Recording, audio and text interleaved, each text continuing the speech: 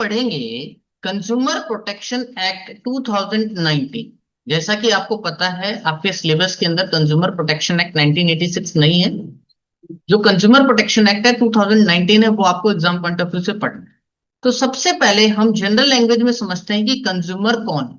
देखो, जैसा कि बच्चों आप जानते हो, हम सभी कंज्यूमर। क्यों सर? क्योंकि बेटा जी, हम सभी कोई ना कोई गुड्स या कोई ना कोई सर्विसेज को आए दिन यूज कर रहे हैं रोज के दिनों में।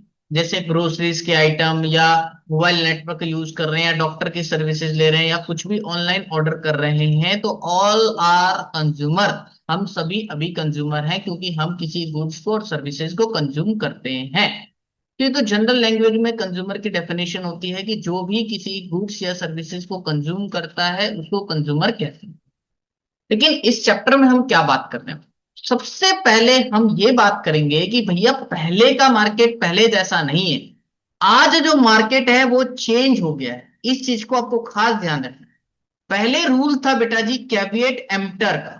इसमें क्या था? पहले बायर को बोला जाता था, भैया तुम जाग के रहो, तुमको जागना है, तुमको केयरफुल रहना है। पर आज जो है दिन बदल चुका है। आज कैविएट वेंडिटर आ चुका है। इसका मतलब भैया बायर नहीं जागेगा। सेलर, तुम बेच रहे हो माल, तुमको जागना पड़ेगा। तुम माल बेचते वक्त ऑनेस्ट या केयरफुल रहना पड़ेगा, वरना तुमने धोखाधड़ी किया तो कंज्यूमर प्रोटेक्शन एक्ट 2019 तुम्हारे साथ धोखाधड़ी करेगा। है ना? तो यहां पर पहले बायर को जागने को कहा जाता था, अब सेलर को जागने को कहा जाता है। बोलते तुम माल को बेचते वक्त जागना है। तो आज के दिन में अगर बात करूं तो कंज्यूमर राजा है भैया। उसको किंग माना गया है मार्केट का, क्योंकि उसके पास बहुत सारे ऑप्शंस आ गए हैं, बहुत सारे प्रोडक्ट्स आ गए। तुम नहीं दोगे उससे ले लेगा, तुम महंगा लगाओगे उससे ले लेगा। है ना? तुम घपलेबाजी करोगे तो तुम्हारे खिलाफ कंप्लेन हो जाएगी। तो भैया, कंज्यूमर को आज कोई भी बिजनेस इग्नोर नहीं कर सकता, क्योंकि वो उसके लिए राजा है, वो उसके लिए भगवान है। तो आपको आम भाषा में ये बात क्लियर हो जानी चाहिए कि कंज्यूमर क्या होते हैं, पहले मार्केट क्या था, अब क्या हो गया।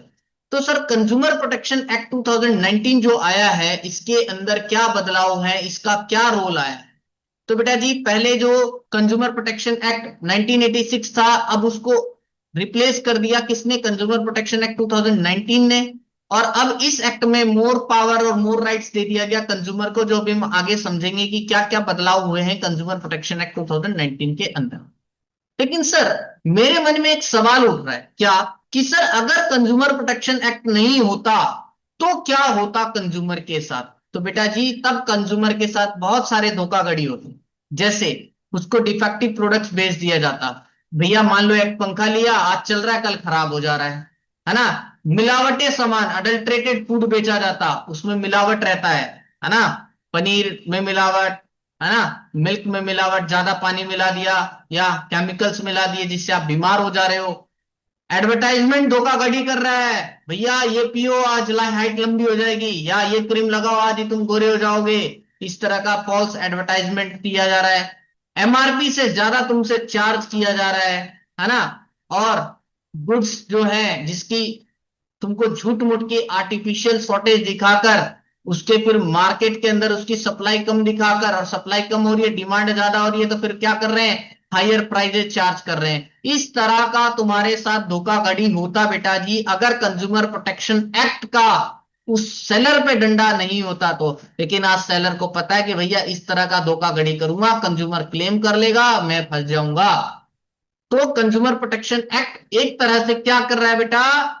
जो कंज्यूमर चीटेड किया जा सकता था, जो उसको हेल्थ इश्यू सफर हो सकते थे, जो उसका पैसा बर्बाद हो सकता था, जो मार्केट में उसके ट्रस्ट खो सकता था वो, है ना, सेलर के प्रति, उन सबको बचा रहा है। कंज्यूमर को इन इन चीजों से बचा रहा है। अच्छा, तो कंज्यूमर प्रोटेक्शन एक तरह से बेटा, they are protecting the interest of consumer. चलो अब हम एक कंपैरिजन करेंगे और देखते हैं कि सर 1986 और 2019 एक्ट में क्या बदलाव हुआ। बेटा, 1986 के एक्ट में कभी भी ऑनलाइन शॉपिंग को कवर नहीं किया गया था, क्योंकि उस टाइम वो कॉमन प्लेटफॉर्म नहीं था। बट आज 2019 एक्ट में इसको कवर कर लिया गया, क्योंकि लोगों को पता है कि भैया वो ज्यादा शॉपिंग ऑनलाइन ही करते हैं, और ऑनलाइन अगर कोई धोखाधड़ी होता है तो भैया उन लोगों को भी इस एक्ट के अंदर कवर कर लिया गया, उन लोगों के ऊपर भी शिकायतें दर्ज हो सकती है। ठीक है जी। पहले क्या था बेटा जी? सिर्फ और सिर्फ जो माल बेच रहा था या जो सर्विस दे रहा था उसी को जिम्मेदार ठहराया जाता था 1986 के एक्ट में। बट आज के दिन में जो तुम जिस दुकान से माल लाए उसको तो पकड़ोगे पकड़ोगे, लेकिन जिस मैन्युफैक्चर ने उसको बनाया है उसकी भी लायबिलिटी दे दी 2019 एक्ट में। तुम उसको भी पकड़ सकते हो, मैन्युफैक्चर को भी, और जिससे तुमने शॉप से सामान खरीदा है उसको भी पकड़ सकते हो। तो प्रोडक्ट लायबिलिटी उसकी भी है ना। पहले क्या होता था बेटा, कोई सेंट्रल अथॉरिटी नहीं थी एक्शन लेने के लिए, बट कंज्यूमर प्रोटेक्शन एक्ट 2019 के अंदर सीसीपीए यानी सेंट्रल कंज्यूमर प्रोटेक्शन अथॉरिटी को इन्वॉल्व करा गया, इसको इंक्लूड कर दिया गया। अब ये अथॉरिटी जो भी धोखाधड़ी हो रहा है, जो भी मिसलीडिंग एक्ट हो रहा है, इसको बहुत ईमानदारी से और क्विकली हैंडल करती है। तो ये तुमको यहां पर फैसिलिटी प्रोवाइड कर दी गई। फिर फाइलिंग कंप्लेंट्स की बात कर रहा है बेटा, तो पहले तुम वहां कंप्लेंट फाइल कर सकते थे जहां पर सर्विस प्रोवाइडर या जहां पर सेलर लोकेटेड था, वो जहां का था, जहां से आपने लिया वहां तुम उसको कर सकते थे। भाई साहब मैं अगर लंदन जाके लूं तो लंदन में जाके कंप्लेन करूंगा क्या, या मैं इंडिया में किसी स्टेट में जाके खरीद रहा हूं तो मैं वहां जाके कंप्लेन करूंगा क्या, ये प्रॉब्लम हो जाती थी। बट आज बोला गया कि भैया तुम इतने परेशान मत हो, तुम जहां पर हो, जहां से तुमने खरीदा है उस बात को छोड़ दो, वहां तो तुम कर ही सकते हो। इवन तुम ऑनलाइन भी कंप्लेंट डाल सकते हो, है ना। जैसे तुमने कहीं भी माल खरीदा किसी भी स्टेट में, वहां जाके तो कर ही सकते हो, लेकिन तुम जहां रहते हो तुम वहां भी कर सकते हो, और तुम ऑनलाइन चाहो तो तुम ऑनलाइन भी कर सकते हो। ठीक है बेटा। और क्या दिया सर, मीडिएटेशन का ऑप्शन दिया। भैया पहला कोई बिचौलिया नहीं था, पीसफुल सेटलमेंट के लिए ऑप्शन नहीं था। आज कह रहा है कि भाई देख, तेरी किसी दुकानदार के साथ तुम्हारा कोई भी लफड़ा हुआ, किसी भी बात पे प्रोडक्ट डिफॉल्ट था या वट एवर, तो तुम लोग कोर्ट में जाने से पहले कोर्ट के बाहर ही डिस्प्यूट्स को सॉल्व कर सकते हो। ये तुमको अधिकार मिल गया, तुम्हारा आपसी तालमेल बन जाए, भैया बातचीत कर लो और यही मामला सुलझा लो। तो मीडिएटेशन के थ्रू, बिचौलिया किसी बिचौलिए के थ्रू अपना मामला तुम क्या कर सकते हो, सुलझा सकते हो। ये भी ऑप्शन दे दिया। पेनल्टीज फॉर मिसलीडिंग एड्स, बेटा जी देखो कितनी खास और अच्छी बात कर दी। पहले क्या था, कोई पेनल्टीज नहीं होता था, कोई मिसलीडिंग एड दिया जाता था तो, पर आज बोला भैया एड के ऊपर ही तो लोग सामान खरीदते हैं। तुम्हाने जहां पर लफड़ा कर दिया, तुमने जहां पर धोखाधड़ी वाला ऐड दे दिया, झूठ बोलकर ऐड दे दिया, तो भैया प्लेंटी क्लियर है, इतना लगेगा, जेल भी लगेगा भैया, है ना। और साथ में पता है तुमको कह रहा है, जो ऐड देने वाला व्यक्ति है, देखो मैन्युफैक्चर तो कवर था ही पहले, जिस शॉप से लिया वो तो कवर था ही। बोल रहा है जो ऐड दे रहा है ना, जो जो ब्रांड एम्बेसडर जो तुम्हारा ऐड दे रहा है भैया, उसको भी पकड़ा जाएगा, है ना। अगर ऐड में धोखाधड़ी है तो उसको भी पकड़ रहे हैं। ठीक है। और jurisdiction and case value limit, तुमको पता था 3 लेवल बनाए गए थे, डिस्ट्रिक्ट, स्टेट और नेशनल, 3 टायर कमीशन बनाया गया था।